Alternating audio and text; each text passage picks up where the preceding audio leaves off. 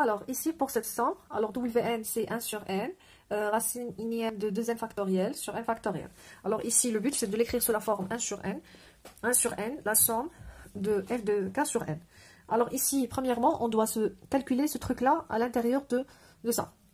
Alors, c'est quoi? Alors, on le fait ici, 2n factoriel sur n factoriel, c'est quoi?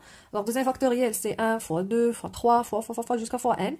Mais plus, alors fois n plus 1 fois n plus 2 fois n plus n. n plus n, c'est 2n. Sur n factoriel, 1 fois 2 fois 3 fois n. Alors, qu'est-ce qu'on va faire? Ici, 1 fois 2 fois 3 jusqu'à ici, jusqu'à 2n, et ici jusqu'à n. Alors, on va simplifier.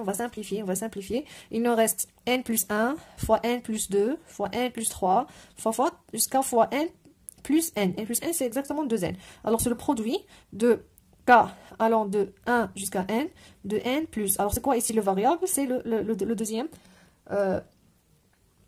terme. Alors, ici, le deuxième terme, c'est 1, 2, 3 jusqu'à n. Alors, c'est k. Alors, ici, Wn, c'est 1 sur n. 1 sur n, le produit de k allant de 1 jusqu'à n, de n plus k, mais à la puissance 1 sur n, parce que c'est la racine unième. Est-ce que c'est clair? Très bien. Mais ici, le produit ici nous dérange. Nous, on veut la somme. Alors, notre but, c'est quoi? C'est d'écrire Sn sous la forme de 1 sur n, la somme de f de a de k sur n, pour a allant de 0 jusqu'à n ou bien 1 jusqu'à n-1.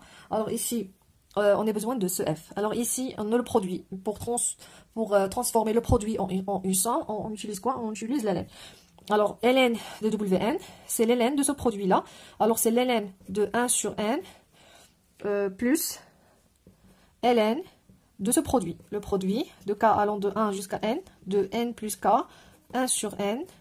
Alors, ici, c'est moins ln n, plus, alors le produit, c'est la somme, ln des produits, c'est la somme des ln, k allant de 1 jusqu'à n, de ln de n plus k, mais ici, à la puissance 1 sur n, alors ln de x à la puissance r, c'est r ln de x. Alors, on peut le faire ici, sortir 1 sur n, c'est pas grave, parce que ici, le variable séquent ne dépend pas de n. Égal. Alors, ici, c'est ici moins ln n. Alors c'est quoi la somme? Alors, c'est quoi la somme de k allant de 1 jusqu'à n de ln n? C'est quoi? Alors, c'est n, ln n. Parce que ln n, ça dépend pas de si. Alors, c'est n, ln n, parce qu'on a n variables. Alors, ici, ln n, c'est quoi? C'est cette somme divisée par n. Si on veut débarrasser de ce n ici. Alors, on va le faire ici. Alors, ici, on a 1 sur n. C'est déjà ici.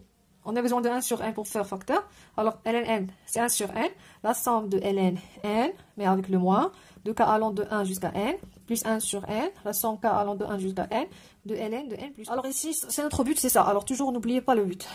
Alors ici, on a deux sommes. Alors, on va essayer de factoriser les deux sommes par 1 sur n. Alors, 1 sur n facteur, la somme de k allant de 1 jusqu'à n. On va commencer par celui-là, après moins celui-là. Alors, ln de n plus k, moins ln de n. Mais moins ln de n, alors, il suffit de diviser ici par n.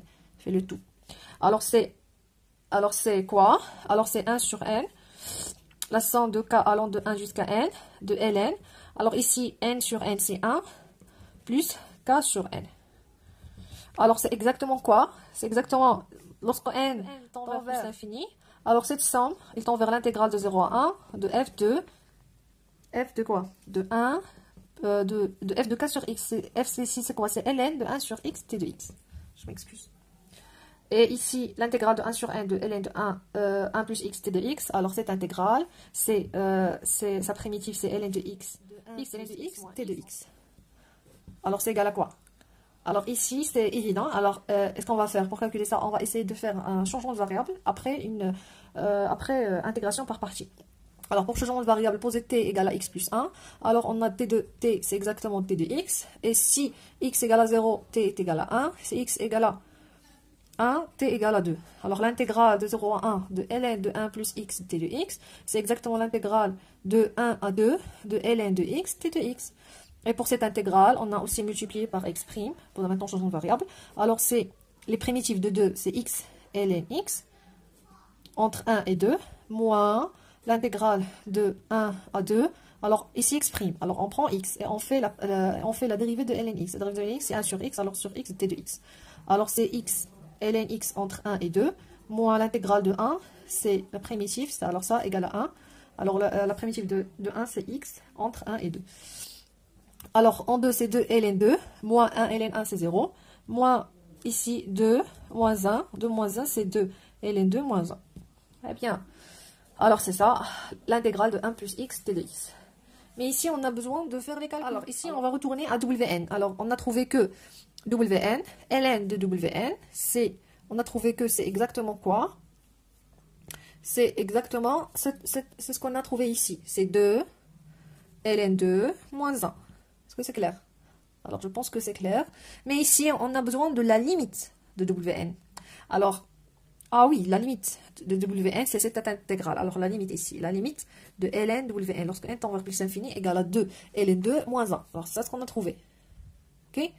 Alors maintenant, on doit passer à Wn. Alors, pour passer à Wn, on va faire l'exponentielle. Alors, on a la limite, parce que n tend vers plus l'infini, de exponentielle ln Wn, c'est exactement Wn, c'est exactement la limite lorsque n tend vers plus l'infini de Wn, et c'est exactement la limite lorsque n tend vers plus l'infini de exponentielle de ln2 moins 1.